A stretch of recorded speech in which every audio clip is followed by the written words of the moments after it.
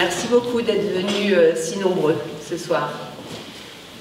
Alors, comme d'habitude, les événements que je propose et qui sont proposés dans le cadre du projet Valise Mémoire, ça consiste à faire venir des témoins et à leur permettre de transmettre leurs témoignages pour qu'ils nous transmettent leur humanité.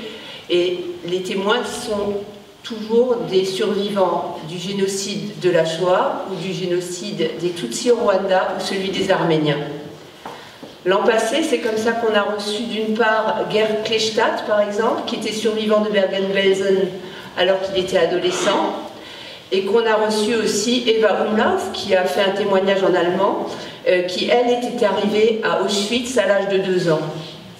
Cette année, on a eu la chance d'avoir félicité Liam Mukuru, qui est venu de Bruxelles, qui était survivant du génocide des Tutsis au Rwanda, et qui a témoigné. Alors les témoins témoignent systématiquement ici, et après je les emmène, ou avant je les emmène dans 1 ou 2 écoles témoigner aussi devant les élèves. Et on a eu le témoignage d'André Boer, qui a témoigné aussi dans une école il y a 1 mois à peu près, qui retémoigne la semaine prochaine dans une école, et lui est survivant de Bergen-Belsen à l'âge de 4 ans. Et puis on a le témoignage de Fred Cohen, qui témoignera tout à l'heure, et qui lui a aussi témoigné dans une école et qui était enfant caché.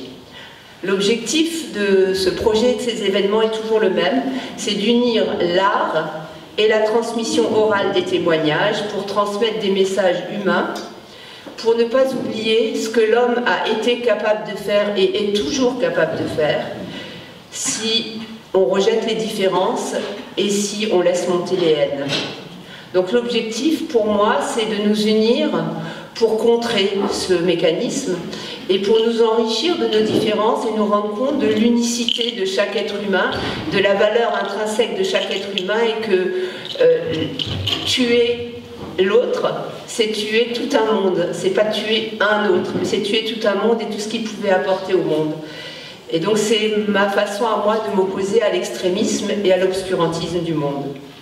Alors je vous annonce déjà les événements suivants pour que vous puissiez diffuser autour de vous, voir venir.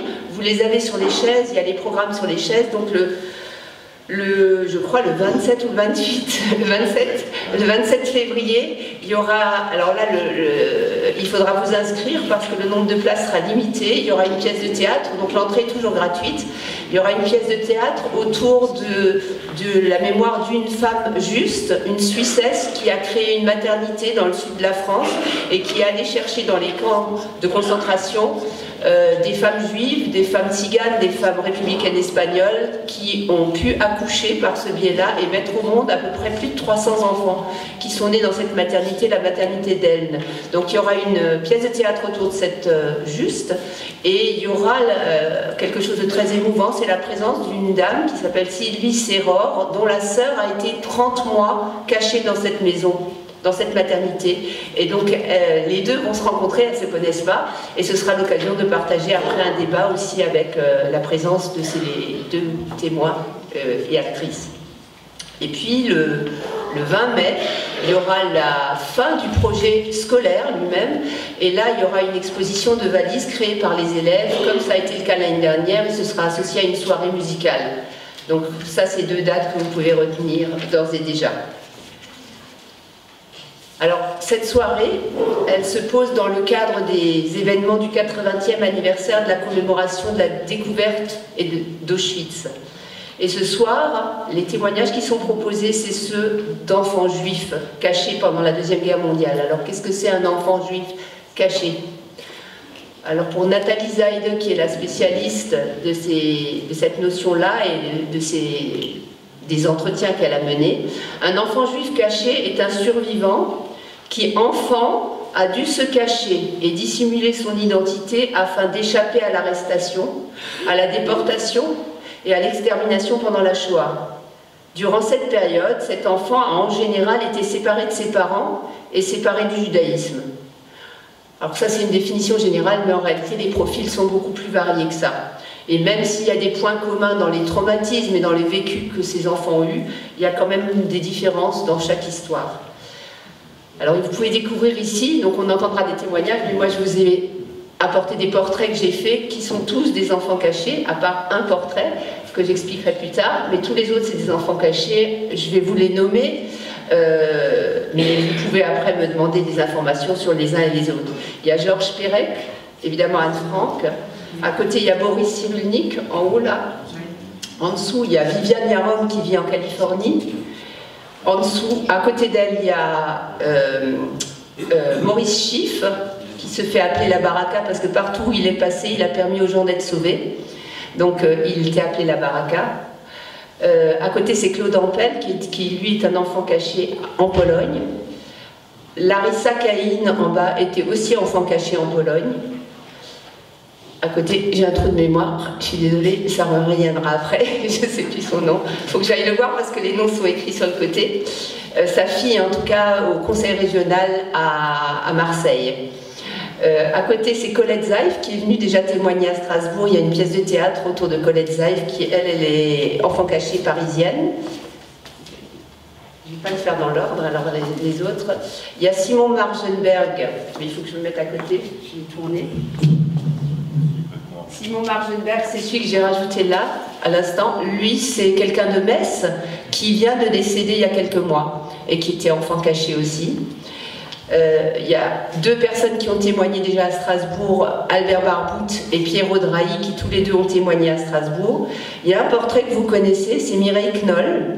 Et Mireille Knoll, on ne la connaît pas parce qu'elle est enfant caché, on la connaît parce qu'elle a été brûlée parce que juive à Paris en 2018, dans son appartement par un islamiste. Et il s'avère que quand on regarde son histoire, elle a effectivement échappé au Veldiv en étant enfant caché. Bon, j'ai à peu près nommé. Et Serge Klarsfeld, qui était aussi caché. Et les deux tableaux de part et d'autre, c'est des enfants cachés qui étaient dans des orphelinats. Donc ça, c'est les enfants de la maison Granville qui se trouve à Saint-Mandé. Et ces enfants ont tous été déportés puisqu'ils ont été pris comme otages en réponse à des actes de résistance. Donc il y en a une seule qui a survécu. Et de l'autre côté, c'est Janusz Korczak à Varsovie, avec les enfants qui, eux, ont tous été assassinés à Treblinka. Alors qu'est-ce que ça veut dire, qu'est-ce que ça signifie être caché? On peut se poser plusieurs questions. Est-ce que être caché, c'est être séparé de sa famille? Alors la plupart ont été séparés de leur famille, mais il y en a qui ont été cachés avec leur famille. Est-ce que être caché, c'est être coupé du monde extérieur? Pas toujours. Certaines fois oui, certaines fois les enfants cachés ont même été scolarisés, mais par contre c'est toujours avoir peur du monde extérieur, vivre avec le danger d'être dénoncé, donc sentir un monde hostile pas loin. Être caché, c'est avoir une fausse identité, pas toujours non plus. La plupart ont dû changer d'identité, mais parfois ils ont pu garder leur identité. Mais la plupart ont dû changer de nom et avoir une autre identité. On peut se poser aussi la question, être caché, c'est être caché du judaïsme, être séparé du judaïsme. Dans la plupart des cas, oui, mais il y a des cas où on a préservé, j'ai oublié de nommer le rabbin Fari. Le rabbin Fari a été caché dans une famille qui a préservé le judaïsme et qui a continué pendant toute la guerre à lui faire pratiquer le judaïsme. Wow. C'est quoi? Voilà. Pourquoi laisser la parole à des enfants cachés? Alors qu'on a encore un certain nombre de déportés avant qu'il n'y en ait plus. Si c'était important pour moi de laisser parler des enfants cachés, c'est parce que c'est des enfants à qui on n'a pas donné la parole pendant longtemps. À la sortie de la guerre, ceux qui avaient été déportés étaient ceux qui étaient, aux yeux du monde, vraiment traumatisés. Et on estimait que les enfants cachés, c'était ceux qui avaient survécu, qui avaient eu la chance de ne pas avoir pris le risque d'être exterminés, gazés, puisqu'ils auraient été gazés dans un camp. Et donc ils avaient beaucoup de chance, donc leur souffrance n'a pas été reconnue du tout. Ce qui fait que c'est des gens qui ont vécu avec un secret qu'ils ont gardé en eux. Et on sait bien que quand on a un secret qu'on garde, en général ça se transmet à la descendance. Donc c'était important pour moi qu'on permette que la parole puisse être énoncée, que leur parole puisse être énoncée. La deuxième raison pour laquelle c'était important pour moi de faire parler des enfants cachés, c'est parce que, évidemment, en tant que psychiatre, pour moi, le changement d'identité, pour beaucoup d'enfants cachés, c'est un traumatisme important, et les ruptures aussi familiales. La première rupture, c'est quand on part et qu'on est caché, mais la deuxième rupture, qui souvent est beaucoup plus douloureuse, c'est quand on est repris par sa famille, alors que finalement on s'est adapté plus ou moins dans la nouvelle famille où on était pendant la guerre. Ce qui est aussi important pour moi, c'est d'imaginer l'abnégation des mères qui ont lâché leurs enfants et qui ont choisi de donner la vie, et elles ont choisi plutôt que leur enfant vive, plutôt que de préserver le lien qu'elles avaient avec leur enfant. Et ça, c'est difficile à imaginer. Donc ça, je trouve aussi que c'est quelque chose d'essentiel dans la question des enfants cachés. Et la dernière chose qui est importante aussi, c'est la générosité de ces familles d'accueil, qui sont souvent des familles simples, pauvres, et qui prennent des risques absolument incroyables en cachant des enfants au vu et au su de tout le village qui est autour et de tout le coin, et qui prennent des risques pour leurs propres enfants. Donc ça nous laisse voir que même dans les périodes les plus sombres de l'histoire, il y a encore des gens qui restent des lumières dans l'obscurité. Alors ce soir, on va entendre plusieurs témoins. Il y aura d'abord Roland Lévy qui va venir parler de son histoire, puis Friedrich Peter va nous raconter le destin de Ilse Noël, une jeune femme de Kehl. Après, Isabelle Birambeau va nous présenter l'interview qu'elle a eue avec Marcel Steinberg et Alexandre Boricki. L'un, c'est lui qui était caché, l'autre, c'est sa maman qui était cachée. Après, Fred Cohen, donc vous voyez des œuvres ici, toutes les sculptures et quelques peintures sont de Fred Cohen.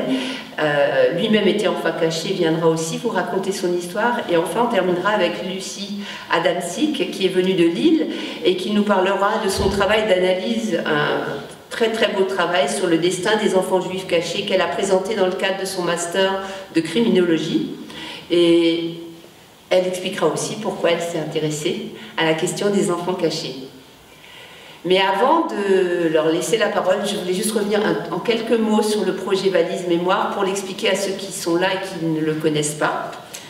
C'est un projet qu'on a mis en place, qui est transfrontalier, qui a un objectif d'unir des mémoires différentes au travers de réalisations d'élèves et au travers d'événements qui s'adressent à un public plus large que juste les élèves.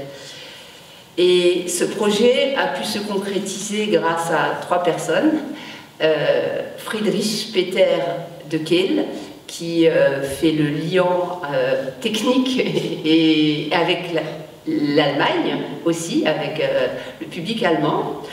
Gunther Hille et Rose van de Keer, les 2 pasteurs de l'église, de la chapelle ici, qui vraiment sont d'un soutien incroyable, nous laissent le lieu, participent à la mise en place, enfin travaillent beaucoup pour le projet. Je suis très reconnaissante de nous permettre de faire ce projet.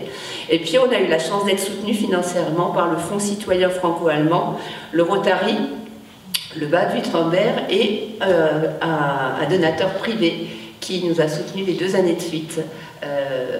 Voilà, et qu'on remercie aussi.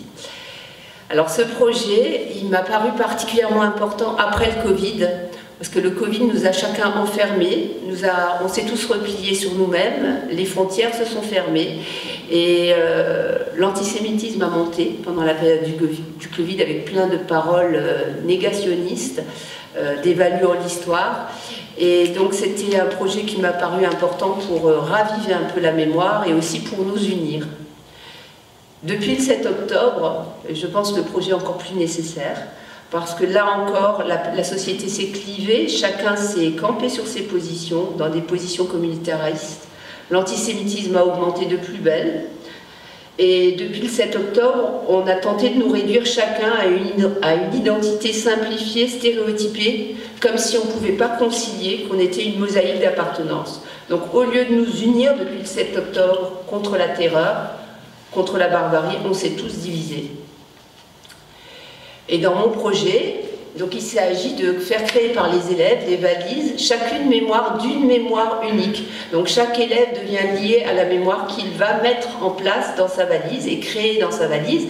Et l'objectif, c'est de mettre ensemble toutes ces valises et que les élèves puissent partager comme ça chacun une histoire individuelle qui devient un peu sa propre histoire, enfin son lien à une histoire. Et pour que chacun se rende compte de l'unicité de chaque être humain. Le projet est bien engagé, il y a à peu près 8 écoles qui y participent, que ce soit du primaire au collège, au lycée professionnel, en France et en Allemagne. Et je remercie les enseignants de me suivre là-dedans, parce qu'il faut tirer le chapeau aux enseignants qui, eux, se battent pour continuer à transmettre et continuer à permettre qu'on puisse croire à un monde meilleur dans les générations qui vont suivre. Voilà, je vais laisser la parole maintenant à Roland.